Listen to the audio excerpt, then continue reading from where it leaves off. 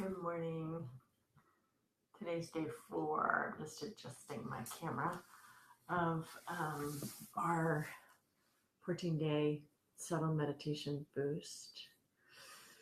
I have to teach this morning at 8 o'clock, so I'm gonna have a quick session with you here, and then I gotta scoot off and go see my trainees and my subtle yoga teacher training program. I want to thank you for being here. I hope the series so far has been helpful for you. And if it has, I appreciate if you leave comments or questions. So we have been talking about this relationship of the life force energy and how that's something very valuable to focus on during meditation practice. And so we're going to continue with that today. The practice today, again, is another subtle meditation practice. And the practice today is the kumbhaka, and kumbhaka means the pause at the end of the breath. So it's the pause at the end of the inhale, and it's a pause at the end of the exhale.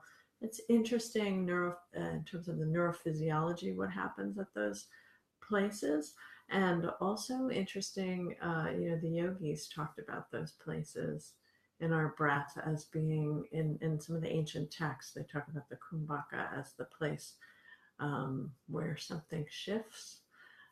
T.S. Eliot called it the still point. Of course, he wasn't talking about the breath, but it's equivalent to that poem.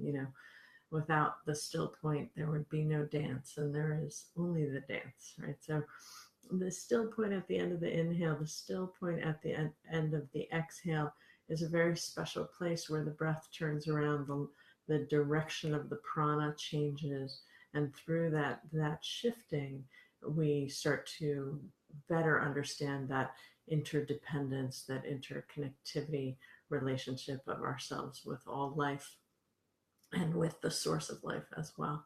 So coming to your comfortable seat with soft shoulders and soft face, that you're welcome to close your eyes or lower your eyes. Start to notice the breath as it flows in and the breath as it flows out. Many of these techniques you may notice are overlapping with pranayama, of course, because there's an intersection, there's a spreading out or an interlayering of meditation and pranayama. And so as you're breathing in, notice the top of your breath. You don't have to accentuate the pause, but notice it.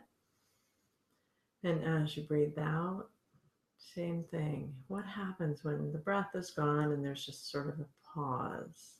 Just be present with that pause and notice the urge to breathe in and let that happen. And noticing the pause and letting that happen.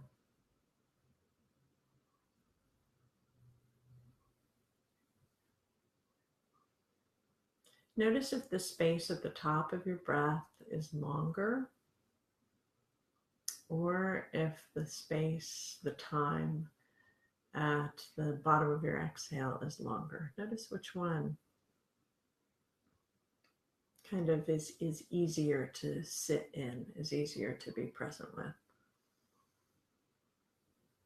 You don't necessarily have to shift your breath, although the breath is a bit tricky. When you focus on it, it tends to shift, But you don't necessarily have to focus on that happening or make your kumbhakas long.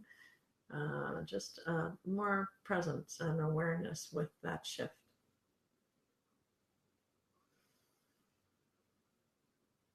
How does the end of your inhale feel different than the end of your exhale?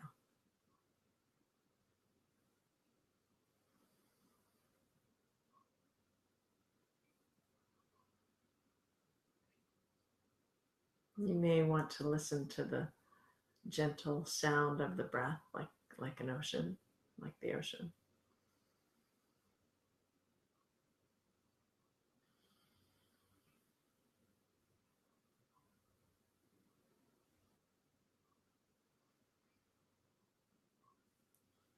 And in this pausing between the inhale and the exhale, and pausing between the exhale and the inhale, imagine that there's a sense of completeness or peace.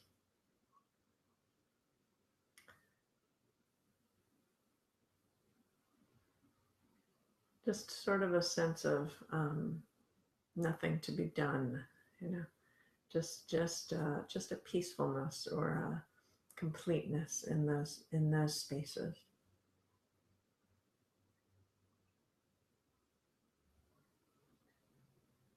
And then you can let go of the technique, continue to breathe for a moment, and simply observe the state of your nervous system. Observe the feelings in the body, observe your mood.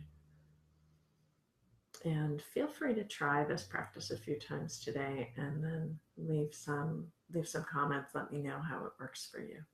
And I'll see you tomorrow. Namaste.